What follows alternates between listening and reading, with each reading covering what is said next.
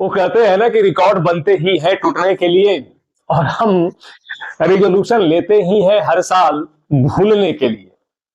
एक नया साल आ गया है और निश्चित ही एक नया रिजोल्यूशन सबके लाइफ में आ गया होगा। सबने कुछ ना कुछ सोच रखा होगा कि हम कुछ अलग करेंगे, बहुत कुछ खास करेंगे जो हम इस जाते हुए साल में नहीं कर सके, वो हम आते हुए साल में करेंगे।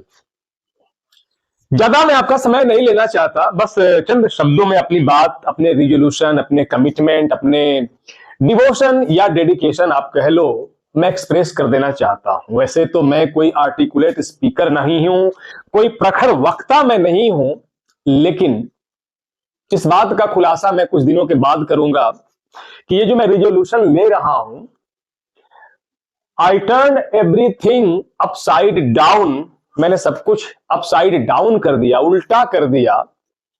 कुछ अपने लिए, कुछ फैमिली के लिए, कुछ अपने वेल विशर्स के लिए, कुछ अपने दोस्तों के लिए, और बहुत कुछ आप जैसे मेरे चहेते विद्यार्थियों के लिए, मेरे सब्सक्राइबर्स के लिए, मेरे व्यूअर्स के लिए, फॉर माय ऑडियंस। और ये रिजोल्यूशन ये है कि देखो भाई, मैं पढ़ाता हूं इंग्लिश, वो बैंक और एसएससी के लिए, सीडीएस एनडीए भी पढ़ा चुका हूं, और शायद एक बार फिर से मौका मेरे लाइफ में आया हुआ है कि जहां मैं एनडीए वालों को और सीडीएस वालों को पढ़ाऊं।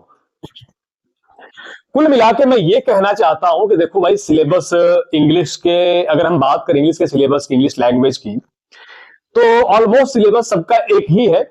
Weather you are preparing for banking, CDS हो जिसको यूपीएससी कंडक्ट करती है, बहुत स्टैंडर्ड एग्जाम लेती है, एनडीए है वो भी बहुत अच्छा एग्जाम होता है, चाहे हम बात एसएससी की भी करें, तो अगर आप लेटेस्ट पैटर्न को फॉलो कर रहे हो, देख रहे हो, तो कहीं ना कहीं आपका एसएससी भी जो जा रहा है वो कहीं ना कहीं एक तरह से बैंकिंग की तरफ जा रहा है। और बैंकिंग की तरफ क्या जा रहा है, इसमें नहीं जाना है कि बैंकिंग की तरफ जा रहा है कि कैट की तरफ जा रहा है।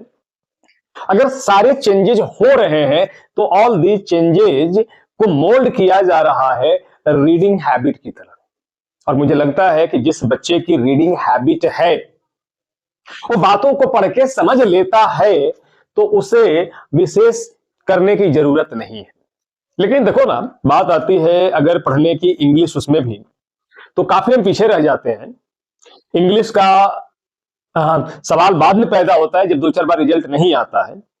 हालांकि ऐसा सबके साथ नहीं होता है, बहुत बच्चे शुरू से ही सिंसियर होते हैं, लेकिन मैंने देखा है खासकर लॉकडाउन के बाद से कि बच्चों का इंग्लिश के प्रति जो क्रेज है ना, जो पागलपन, जुनून है, वो थोड़ा कम हुआ है। जब वही दो तीन बार एग्जाम दे लेते हैं और जब नहीं होता है तब उनको लगता है कि नहीं पढ़ना चाहिए था। उसमें भी इंग्लिश पढ़ने का मतलब केवल लोग मान लेते हैं ग्रामर पढ़ लेना, थोड़ा बहुत वोकैबुलरी रटने वाला काम कर लेते हैं।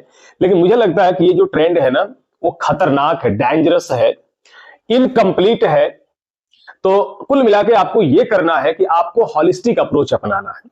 और जैसा मैंने कहा कि each and every exam is weird toward reading section, reading की तरफ हर एग्जाम को लाया जा रहा है। अभी आपने अगर एसएससी का पैटर्न देखा होगा, तो जिनकी रीडिंग हैबिट ही है, मतलब जो चीजों को पढ़ के समझ लेते हैं, मीनिंग निकाल लेते हैं, उनके लिए बड़ा आसान हो गया। और जो रटने के आदी हैं, उनके लिए चीजें मुश्किल होती जा रही है।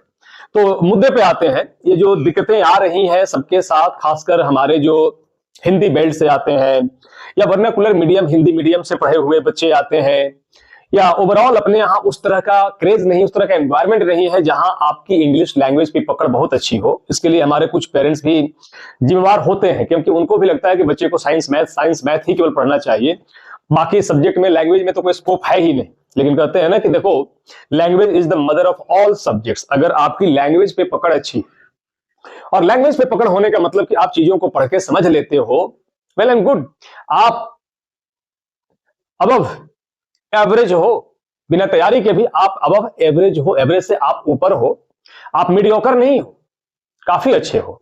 बस उसी को थोड़ा सा पॉलिश अगर कर दिया जाए, थोड़ी सी उसमें चाशनी उसमें डाल दिया जाए, रेगुलरिटी का, पंक्चुअलिटी का, reading on a regular basis का, तो मुझे नहीं लगता कि आपको पास होने से ही नहीं, स्कोर करने से कोई रोक सकता है। तो यही मैं कहूंगा कि सबसे बड़ी जो तैयारी है लैंग्वेज की, उसमें आप रीडिंग की हैबिट डालो, पेपर पढ़ो। आज रिसोर्सेस की कमी नहीं है, we are overwhelmed with resources. Utilize करने की जरूरत है, उसके लिए टाइम डेडिकेट करने की जरूरत है। टाइम होता नहीं है, टाइम निकालना पड़ता है। तो इसके लिए मैं सोच रहा हूं, आप लोग जैसा कहोगे उसके हिसाब से, कि बैंक, एसएससी, सीडीएस, एनडीए सबके लिए रीडिंग सेक्शन को बहुत स्ट्रेंथन करने के लिए, बहुत उसको पॉलिश कर देने के लिए, मतलब कि कह गए कि आपके जो सेक्शन है, रीडिंग सेक्शन जो है, उसको एस करने के लिए मैं लेकर आ रहा हूं यूट्यूब पर ऑन ए रेगुलर बेसिस, कम से कम मंडे टू फ्राइडे यूट्यूब पे चलेगी क्लास, लाइव सोच रहा हूं, जैसा आप लोग बताओगे वैसा, जहां हमें हर दिन एक आरसी, स्टैंडर्ड आरसी, एक पेज की, कम से कम एक पूरा पेज कवर्ड हो, उसको पढ़ना है, जिसको मैं अपने टेलीग्राम चैनल जो मेरा है, जो लोग जानते हैं उनके लिए सही है, जो नहीं जानते उनके लिए मैं टेलीग्राम का लिंक दे दूंगा इस वीडियो के डिस्क्रिप्शन बॉक्स में। तो टेलीग्राम पे मैं उसके लिए आरसी पहले से दे दूंगा, सभी अपने स्पीड, अपनी कन्वीनियंस, अपने कंफर्ट, हमें लगता है कंफर्ट जोन से थोड़ा बाहर निकलने की जरूर है बात, लेकिन अपने कंफर्ट से शुरुआती दौर में उस पैसेज को, उस आरसी को सॉल्व किए रहेंगे।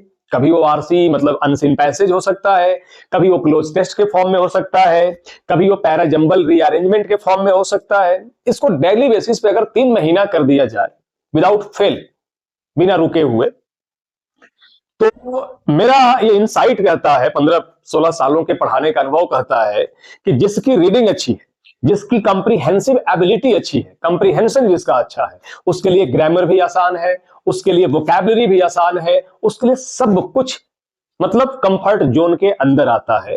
तो इसी डिवोशन, डेडिकेशन और इसी resolution for 2026 everything upside down, जो ग्रामर पढ़ने की केवल लगता था कि इंग्लिश में केवल ग्रामर ही पढ़ाई है, बाकी कुछ तो है ही नहीं, इससे हमें बाहर निकलना है और रीडिंग सेक्शन को, रीडिंग हैबिट को बहुत ही स्ट्रेंथन करना है, बहुत उसको इंप्रूव करना है कि एक बार में हम पढ़ के किसी चीज को अच्छी तरह से स्कैन कर लें और जब क्वेश्चन सेक्शन पे जाएं तो each and everything is clear, crystal clear in our mind.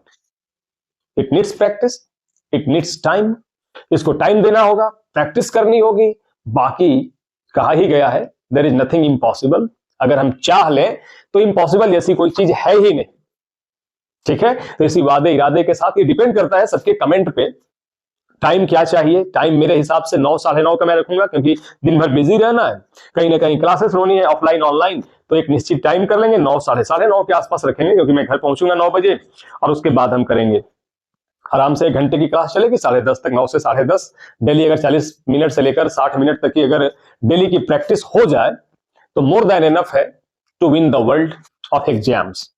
तो इसी वादे इरादे, इसी रिजोल्यूशन के साथ हम मिलते हैं, लेकिन I need first your comment in the comment box कि आपको क्या चाहिए, क्या ये रीडिंग इंप्रूव करनी चाहिए या नहीं करनी चाहिए, आप जरूर बताना। Thank you, happy new year. शायद ये वीडियो जाते जाते हो भी जाए, लेकिन हमें एक बार जरूर बताना होगा कमेंट बॉक्स में। थैंक यू, जय हिंद।